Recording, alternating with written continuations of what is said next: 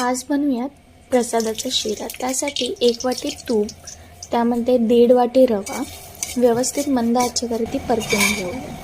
रवा सुट्टा झाल्यानंतर त्यामध्ये 1 वाटी केळं टाकून आपण व्यवस्थित मिक्स करून घेऊ. त्यानंतर त्यामध्ये तुमच्या आवडीचे नट्स टाकून मिक्स करू. एक साईडला आपण 1 वाटी दूध, 1 वाटी पाणी घेऊन त्याने छान उकळी घेऊ. ते उकळी आल्यानंतर रव्यामध्ये घालून घेऊ आणि रवा पूर्ण सुका होईस्तोपर्यंत व्यवस्थित मिक्स करून घेऊ.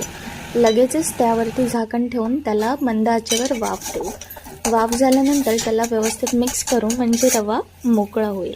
त्यानंतर आपल्या आवडीप्रमाणे साखर घेऊन व्यवस्थित मिक्स करून तिला छान एक वाफ देऊन घेऊ म्हणजे साखर चांगली मेल्ट होईल. आणि मग वेलची पूड आणि आपल्या आवडते नट्स घालून त्याला छान मिक्स करून एक वाफ देऊन वरून 2-3 चमचे तूप घालून छान मिक्स करू.